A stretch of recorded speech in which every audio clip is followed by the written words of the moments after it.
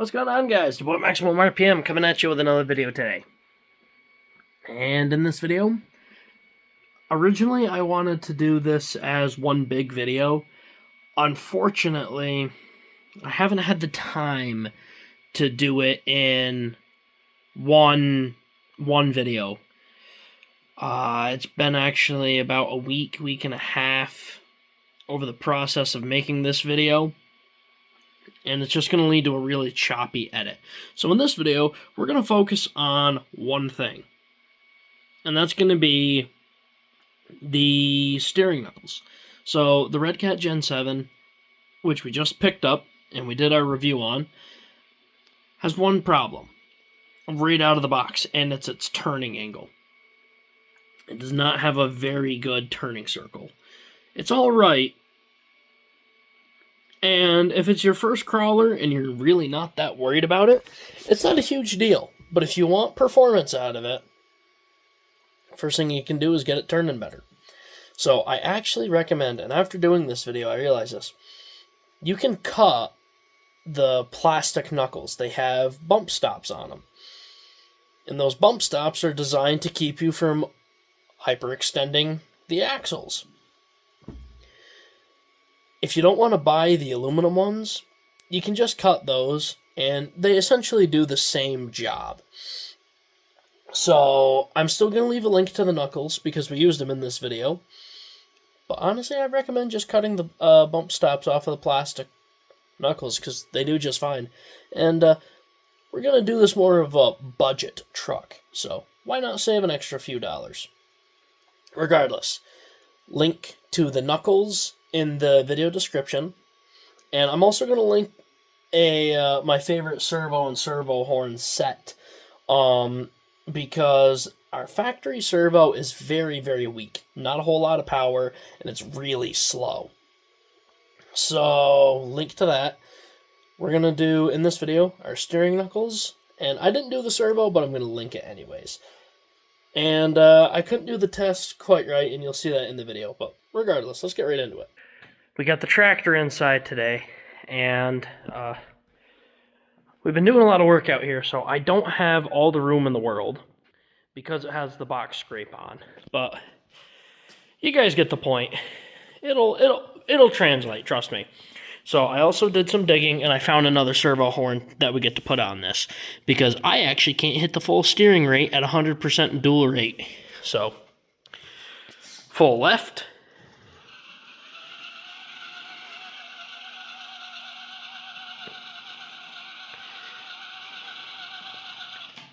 So normally, the ideal way to do it would be to get the truck completely parallel to the wall. But this works.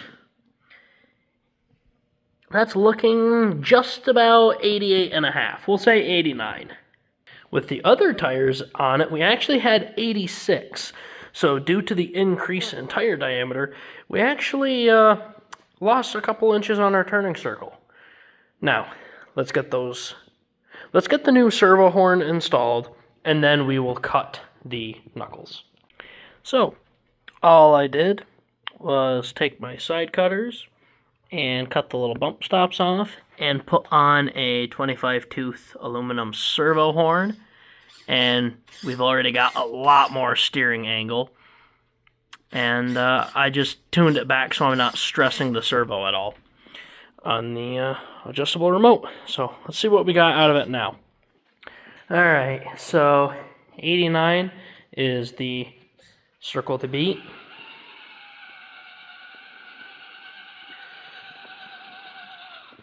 Look at that. You know, let's even say 71. Yeah, we'll say 71. From 89 to 71, and the only thing we did was cut the plastic and add a better servo horn. That's already a huge upgrade. Now let's get those aluminum knuckles on and see what we can really get out of it. And I'm actually going to be reusing these plastic ones because the truck that I'm borrowing these from has four-wheel steering, and I'll just use this on the rear axle. So you could absolutely get away with just this upgrade because it's almost free. And in fact, I'll leave a link to an aluminum servo horn in the video description. Our tire actually pushed away from the wall there. Interesting. That came up to 74 this time.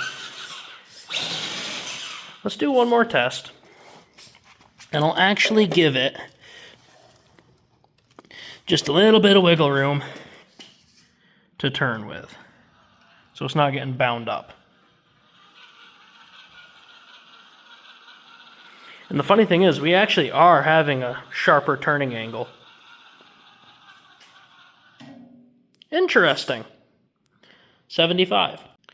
So weirdly enough, in this scenario, we actually ended up losing some of our steering angle. And I'm a little curious as to why. So the interesting thing is we're actually getting a better turning angle this time. We're getting way closer to that 4-link. However, we seem to have less of a tight radius, which I find kind of interesting. Let me crank the dual rate all the way to 100. And we'll just torque it as much as we can. We're actually binding up in the frame.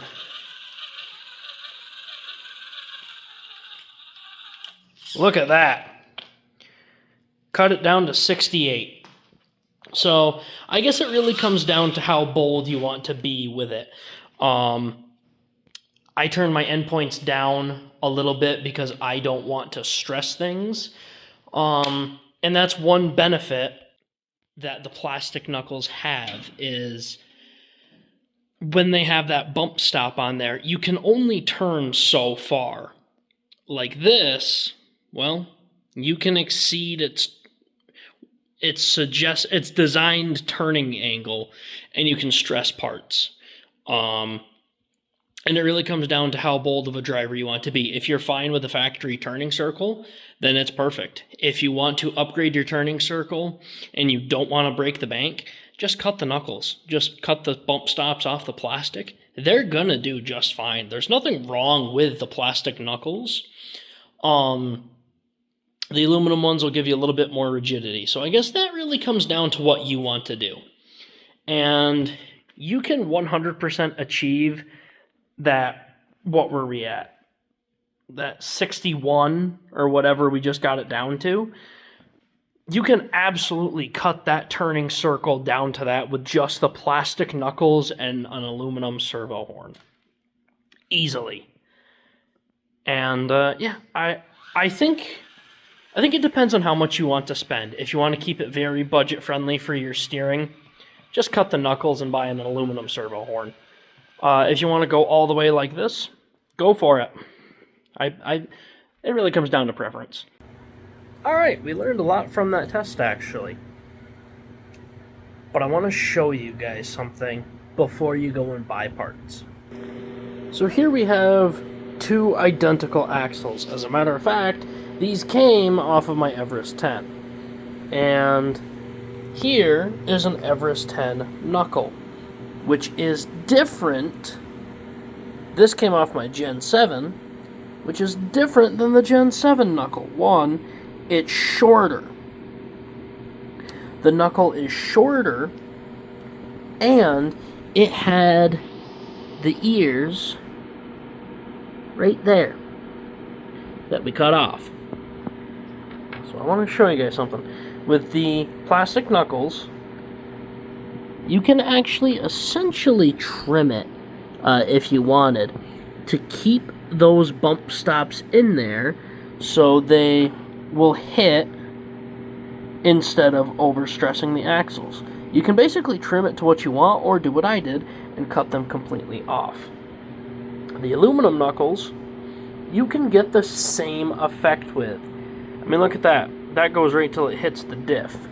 And that is pretty much the same thing. So, for not spending any money at all,